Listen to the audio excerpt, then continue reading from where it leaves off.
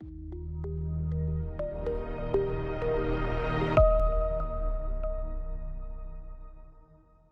वालेकुम बेटा, कैसे हैं आप लोग? उम्मीद करता हूँ खैरियत से होंगे। स्टेट्स ऑफ मैटर में हमने सिंध बोर्ड के जो टॉपिक्स थे वो तो सारे कवर कर लिए हैं।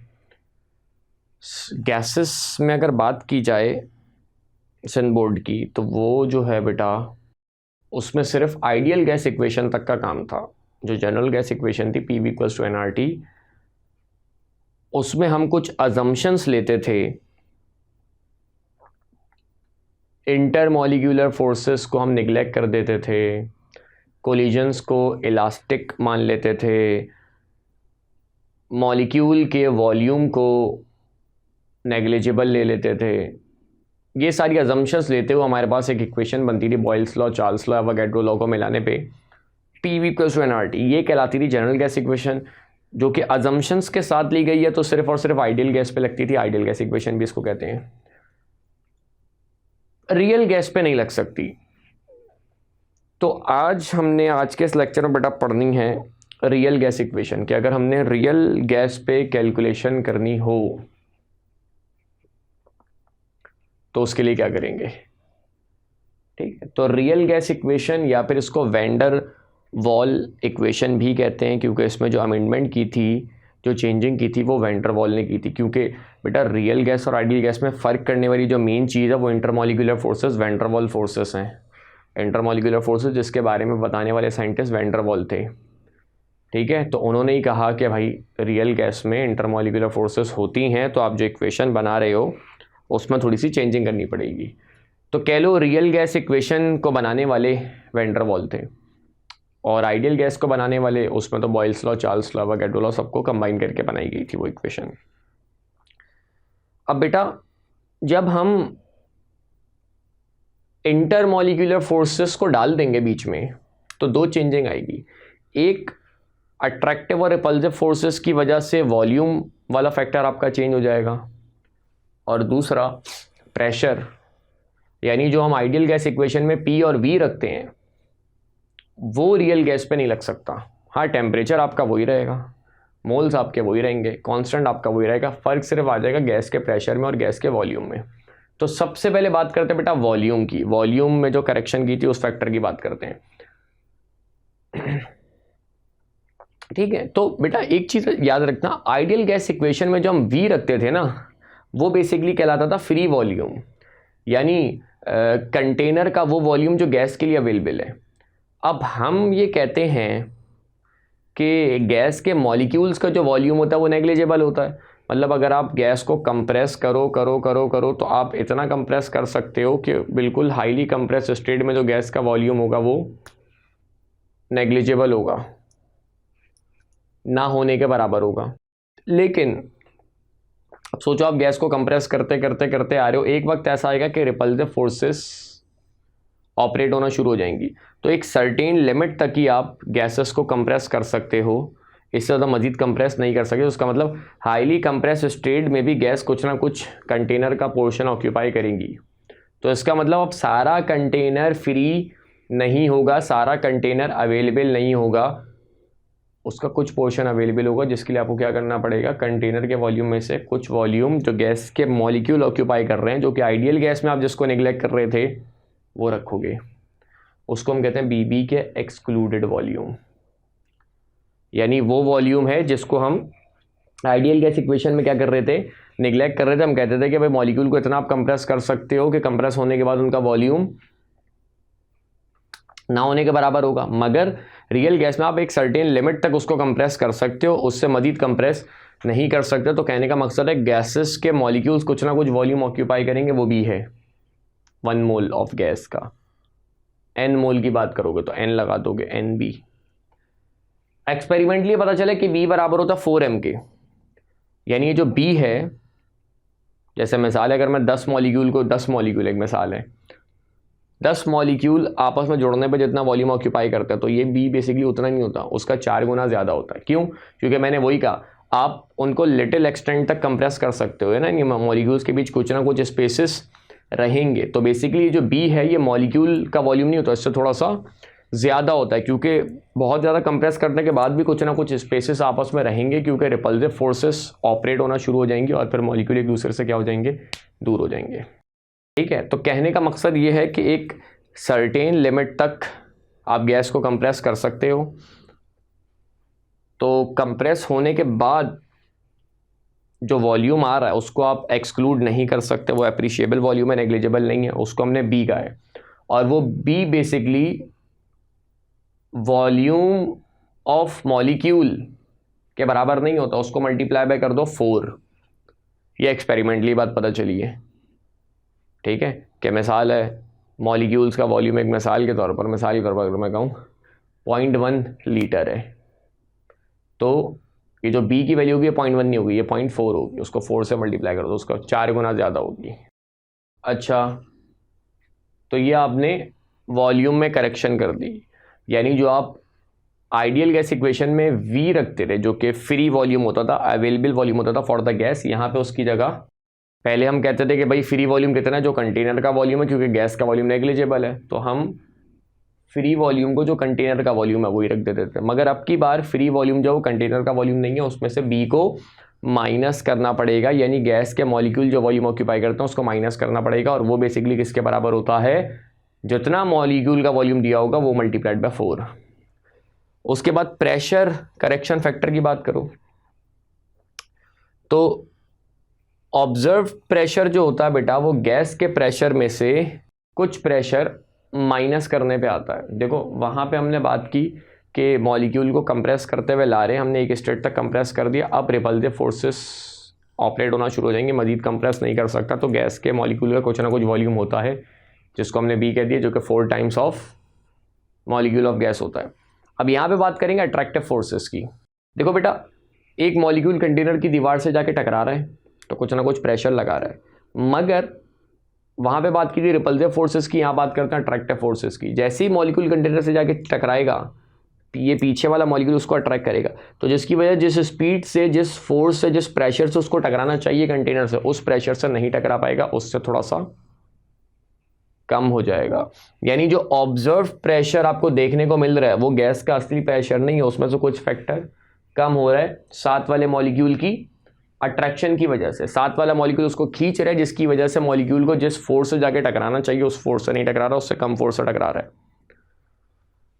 तो इसका मतलब अगर आपको गैस का प्रेशर चाहिए, पहले तो हम कहते थे कि भाई अट्रैक्टिव फोर्सेस नहीं है, तो जो आपको प्रेशर मालूम हो रहा है वही गैस का प्रेशर है। मगर अब की बार अगर आपको गैस का प्रेशर निकालना है तो ये जो ऑब्जर्व प्रेशर है, इसमें वो जो प्रेशर का फैक्टर कम हो रहा है, जिसमें कमी आ रही है साथ वाले मॉलिक्यूल के खिंचाव की वजह से, उसको क्या करना पड़ेगा, ऐड करना पड़ेगा। और ये जो प्रेशर वाला फैक्टर है बेटा, ये डायरेक्टली प्रोपोर्शनल होगा दोनों मॉलिक्यूल की कंसंट्रेशन के। जैसे मिसाल के तौर पर जो दीवार पे टकराने वाले मॉलिक्यूल है वो ए है, मान लो उनको ए का नाम दे दिया, और उसको खींचने वाले मॉलिक्यूल बी हैं, तो इनकी कंसंट्रेशन पर डिपेंड करेगा ना। अगर टकराने वाले मॉलिक्यूल ज़्यादा हैं और खींचने वाले मॉलिक्यूल ज़्यादा हैं तो इनके बीच अट्रैक्टिव फोर्सेस ज़्यादा होंगी, तो ये वाला फैक्टर बड़ा होगा, मतलब जो प्रेशर में कमी आएगी वो ज़्यादा आएगी। तो ये प्रेशर वाला जो फैक्टर है जो कि मॉलिक्यूल्स के बीच अट्रैक्शन की वजह से प्रोड्यूस हो रहा है, ये डायरेक्टली प्रोपोर्शनल होगा दोनों की कंसंट्रेशन के, दोनों की कंसंट्रेशन के प्रोडक्ट के।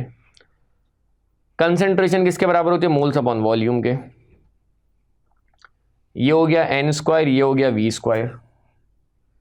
ठीक है, डायरेक्टली प्रोपोर्शनल की इक्वल टू है साथ में एक अदद कांस्टेंट। ये जो कांस्टेंट है a, ये कहलाता है कांस्टेंट ऑफ प्रोपोर्शनलिटी या फिर कांस्टेंट ऑफ अट्रैक्शन, और वो जो b है वो कहलाता है एक्सक्लूडेड वॉल्यूम। और इन दोनों कांस्टेंट को मिला के वैन डर वाल कांस्टेंट भी कह सकते हैं।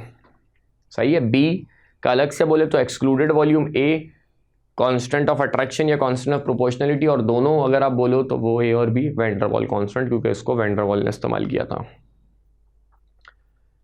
ए और बी के यूनिट की बात की जाए बेटा,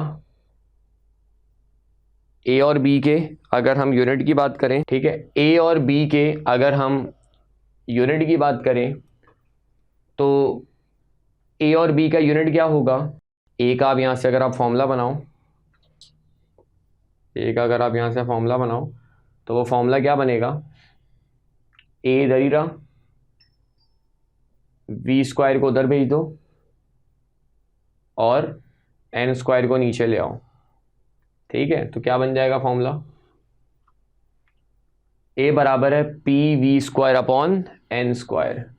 पी का यूनिट होता है एटीएम, वी का यूनिट होता है डीएम क्यूब, उस पर स्क्वायर है, स्क्वायर लगा दो और नीचे एन का यूनिट मोल। एटीएम डीएम 6 पर मोल स्क्वायर, ये आपका ए का यूनिट आ गया, ठीक है। ये आपके पास ए का यूनिट आ गया, ये ए का यूनिट हो गया। बी के अच्छा एसआई सिस्टम की बात करो, एसआई सिस्टम में प्रेशर का यूनिट होता है न्यूटन पर मीटर स्क्वायर और वॉल्यूम का होता है मीटर क्यूब और नीचे मोल स्क्वायर। ये हो जाएगा मीटर 6, मीटर -2 है, मीटर 6 है तो मीटर 4, तो न्यूटन मीटर 4 पर मोल स्क्वायर। तो ये आपका हो गया बी का यूनिट, ठीक है। तो वॉल्यूम में क्या करेंगे, पहले हम पूरा का पूरा वॉल्यूम ले लेते थे, अब उसमें से आपको क्या करना पड़ेगा, बी को एक्सक्लूडेड वॉल्यूम को माइनस करना पड़ेगा, और वहाँ पे आप पूरा का पूरा प्रेशर ले लेते थे, यहाँ पे आपको क्या करना पड़ेगा, उसमें प्रेशर वाला फैक्टर जो है उसको ऐड करना पड़ेगा, ठीक है। और ये चीज़ याद रखना, ये जो आपका बी होता है ये 4m के बराबर होता है, ठीक है। आगे चलते हैं, बी के यूनिट पे बात कर लेते हैं। बी क्या आता है, एक्सक्लूडेड वॉल्यूम पर मोल ऑफ अ गैस। तो बी का फॉर्मूला हो गया बेटा क्या, बी का फॉर्मूला क्या हो गया, वॉल्यूम पर मोल, वॉल्यूम का यूनिट डीएम क्यूब और पर मोल, तो बी का यूनिट हो गया डीएम क्यूब पर मोल। ऐसा सिस्टम में क्या हो जाएगा, मीटर क्यूब पर मोल, ठीक है। तो रियल गैस इक्वेशन क्या बन जाएगी, आइडियल गैस थी p v equals to NRT, ठीक है। आइडियल गैस थी p v equals to NRT, p की जगह डाल दो पी प्लस पी डैश, सही है। जो गैस का प्रेशर है, जो ऑब्जर्व गैस का प्रेशर है उसमें वो ऑब्जर्व प्रेशर नहीं है, उसमें कुछ फैक्टर आपको ऐड करना पड़ेगा। और वॉल्यूम जो फ्री वॉल्यूम अवेलेबल है वो पूरा कंटेनर का नहीं है, उसमें से वॉल्यूम के मॉलिक्यूल को माइनस करना पड़ेगा, बराबर आर टी के। पी डैश का फॉर्मूला भी निकाला ए अपॉन एन स्क्वायर। एन की बात करें तो दोनों पे एन लगा देंगे। तो ये आपके पास आगे बेटा जनरल गैस इक्वेशन, क्या कहते हैं उसको, रियल गैस इक्वेशन, और 1 मोल के लिए और ये n मोल के लिए, ठीक है। तो ये बेटा रियल गैस का हमारा टॉपिक था जो कि हमने इस लेक्चर में इसको डिस्कस किया। आगे चलते हैं, इसके बाद है बेटा लिक्विफैक्शन ऑफ गैसेस। गैस को लिक्विफाई करना है तो बेटा गैस जो लिक्विफाई होगी वो कब होगी, at low temperature and high pressure, ठीक है। गैसेस को जो आपने लिक्विफाई करना है वो लो टेम्परेचर पे और हाई प्रेशर पे करते हैं, ठीक है। गैस के मॉलिक्यूल दूर दूर है ना, उसको करीब लाना है तो आपको प्रेशर बढ़ाना पड़ेगा और टेम्परेचर कम करना पड़ेगा, ठीक है। तो गैसेस को लिक्विफाई करने के लिए आप टेम्परेचर को कम करते हो, प्रेशर को बढ़ाते हो, क्योंकि इन कंडीशंस के ऊपर मॉलिक्यूल्स के बीच अट्रैक्शन बढ़ जाएगी, उनकी काइनेटिक एनर्जी कम हो जाएगी, उनके बीच जो डिस्टेंस है वो कम हो जाएगा, तो आपकी जो गैस है वो लिक्विड में कन्वर्ट हो जाएगी। क्रिटिकल टेम्परेचर क्या होता है, देखो बेटा गैस को लिक्विफाई करना तो टेम्परेचर आपको कम करना पड़ेगा, तो आप कम करते करते करते करते एक पॉइंट तक ले आए। अब इससे आप कम करोगे तो गैस लिक्विफाई हो जाएगी एक सर्टेन प्रेशर लगाने पे। इससे ज़्यादा कर दोगे तो गैस आपकी कभी लिक्विफाई नहीं हो सकेगी। यानी ये कह लो बाउंड्री टेम्परेचर होता है जिस पे लिक्विड और गैस दोनों फॉर्म एग्जिस्ट करती हैं, सही है। बाउंड्री टेम्परेचर है जिस पे लिक्विड गैस दोनों एग्जिस्ट कर सकती है। अगर आप इस टेम्परेचर पे क्रिटिकल प्रेशर लगा दो तो गैस लिक्विफाई हो जाएगी। देखो ना, दो काम करने हैं, गैस को लिक्विड फॉर्म में कन्वर्ट करने के लिए टेम्परेचर को कम करना है, प्रेशर को बढ़ाना है। तो टेम्परेचर को कम करते करते आप एक सर्टेन लिमिट तक ले आए, इस पे अगर आप प्रेशर को मैक्सिमम कर दोगे, बहुत ज़्यादा बढ़ा दोगे तो गैस लिक्विफाई हो जाएगी। लेकिन अगर आप इससे ज़रा सा टेम्परेचर बढ़ाते हो तो प्रेशर जितना भी बढ़ा दो, मतलब इस पॉइंट पे मैंने कहा लिक्विफाई करने के लिए बहुत ज़्यादा प्रेशर चाहिए था, इससे थोड़ा सा ज़्यादा आपने टेम्परेचर कर दिया तो अब आप जितना भी प्रेशर लगा लो, यूँ कह लो उससे ज़्यादा प्रेशर आप लगा ही नहीं सकते थे। इस पॉइंट पर आपने लिक्विफाई करने के लिए मैक्सिमम प्रेशर लगा दिया। अब अगर टेम्परेचर आपने उससे मज़ीद बढ़ा दिया तो प्रेशर आपको मज़ीद बढ़ाना पड़ेगा लिक्विफाई करने के लिए, लेकिन उससे मज़ीद प्रेशर आप बढ़ा ही नहीं सकते, तो उसका मतलब गैस लिक्विफाई नहीं हो सकती। तो बेसिकली क्रिटिकल टेम्परेचर वो टेम्परेचर होता है जिसके ऊपर गैस कभी लिक्विफाई नहीं हो सकती, चाहे कितना ही प्रेशर क्यों ना लगा दो। तो ये कह लो बाउंड्री टेम्परेचर होता है, मतलब इस टेम्परेचर पे अगर आप मैक्सिमम प्रेशर लगा दोगे जो कि क्रिटिकल प्रेशर कहलाता है तो गैस लिक्विफाई हो जाएगी। इससे कम रखोगे प्रेशर तो गैस गैस फॉर्म में रहेगी। मतलब बाउंड्री टेम्परेचर है, ट्रांजिशन टेम्परेचर कह लो, दोनों फॉर्म इसमें एग्जिस्ट करती हैं, दोनों स्टेट किसी भी सब्सटेंस की एग्जिस्ट करती हैं। क्रिटिकल टेम्परेचर ट्रांजिशन टेम्परेचर में एक फ़र्क होता है। क्रिटिकल टेम्परेचर जिसमें लिक्विड और गैस दोनों स्टेट एग्जिस्ट कर रही हो किसी सब्सटेंस की, और ट्रांजिशन टेम्परेचर जिसमें एक ही सब्सटेंस की एक से ज़्यादा क्रिस्टलाइन फॉर्म है, वो जिस टेम्परेचर पे एग्जिस्ट कर रही हो वो ट्रांजिशन टेम्परेचर कहलाता है। ठीक है, तो क्रिटिकल टेम्परेचर वो हाईएस्ट टेम्परेचर जिस पे गैस लिक्विफाई हो सकती है, highest temperature at which a substance can exist in liquid state, और pressure required for liquefaction of gas at critical temperature. Critical temperature पे है गैस, उसको लिक्विफाई करना, जितना मैक्सिमम प्रेशर आप लगाओगे वो क्रिटिकल प्रेशर कहलाता है। तो क्रिटिकल टेम्परेचर आपका क्या हो गया, हाईएस्ट टेम्परेचर हो गया जिस पे सब्सटेंस जो है वो आपका लिक्विड स्टेट में एग्जिस्ट कर सकता है। और क्रिटिकल प्रेशर क्या होगा, वो प्रेशर जो गैस को लिक्विफाई करो आप क्रिटिकल टेम्परेचर पे, तो उसके लिए जितना प्रेशर रिक्वायर्ड होता है वो कहलाता है क्रिटिकल प्रेशर। इसके बाद गैस को अगर आपने लिक्विफाई करना है, गैस को अगर आपने लिक्विफाई करना है तो उसके लिए एक मेथड हमारे कोर्स में शामिल है जो है लिंड्स मेथड। सही है, इसकी डिटेल तो एमसीक्यूज़ में नहीं आती, फिर भी आप इसकी पढ़ लेना किस तरह से वर्किंग करता है, क्या करता है। जो बातें पूछी जा सकती हैं वो मैं बता देता हूँ। ये जो मेथड है ये बेटा काम करता है किस पे, जूल थॉमसन इफेक्ट पे। अब जूल थॉमसन इफेक्ट क्या होता है, चार्ल्स लॉ का उल्टा। चार्ल्स लॉ में क्या था, volume of a given mass of a gas is directly proportional to temperature. Temperature बढ़ाओगे वॉल्यूम बढ़ेगा, यानी टेम्परेचर इंडिपेंडेंट है, वॉल्यूम डिपेंडेंट है। टेम्परेचर को इंडिपेंडेंट रखते हो, वॉल्यूम को डिपेंडेंट रखते हो, तो डायरेक्ट रिलेशन आता है इनके बीच। उल्टा करो, वॉल्यूम को इंडिपेंडेंट करो, टेम्परेचर को डिपेंडेंट करो, तो इनके बीच इन्वर्स रिलेशन होता है। ये जूल थॉमसन इफेक्ट है। चार्ल्स लॉ क्या था, टेम्परेचर बढ़ाओगे वॉल्यूम बढ़ेगा, टेम्परेचर कम करोगे वॉल्यूम कम होगा। ये क्या है, वॉल्यूम बढ़ाओगे टेम्परेचर कम हो जाएगा, वॉल्यूम कम करोगे टेम्परेचर बढ़ जाएगा। स्टेटमेंट थोड़ी सी अलग है लेकिन मतलब उसका वही है। When a highly compressed gas allowed to expand into a region of low pressure it gets cooled। सही है, गैस को एक्सपेंड कर रहे हैं तो उसका टेम्परेचर, ये देखो वही लिखा हुआ है, टेम्परेचर इन्वर्सली प्रोपोर्शनल होता है किसके, वॉल्यूम के। वॉल्यूम बढ़ाओगे टेम्परेचर कम होगा, वॉल्यूम कम करोगे टेम्परेचर बढ़ जाएगा। जैसे मिसाल ले लो बॉडी स्प्रे की, बॉडी स्प्रे में गैस को बहुत ज़्यादा कंप्रेस किया होता है, इसका वॉल्यूम कम होता है तो टेम्परेचर ज़्यादा होता है। फिर आप क्या करते हो, अचानक से स्प्रे करते हो तो गैस बाहर निकल के अचानक से एक्सपेंड होती है, लो प्रेशर वाले एरिया में आती है, एक्सपेंड होती है, यानी वॉल्यूम बढ़ता है तो टेम्परेचर कम हो जाता है। आपको ठंडा ठंडा फील होता है बॉडी स्प्रे लगाते हुए, परफ्यूम लगाते हुए, तो जूल थॉमसन इफेक्ट की वजह से होता है। ठीक है, जूल थॉमसन इफेक्ट कहते हैं इसको। ठीक है, तो ये गैसेस का एडिशनल पार्ट था जो कि आपके क्या कहते हैं सिंध बोर्ड में तो नहीं था, मगर फेडरल और पंजाब बोर्ड में जो है वो ये शामिल था। आगे चलते हैं, मैटर की जो चौथी स्टेट है ये सिंध बोर्ड में नहीं है, फेडरल बोर्ड पंजाब बोर्ड में शामिल है, वो है प्लाज्मा। प्लाज्मा की भी इतनी डिटेल्ड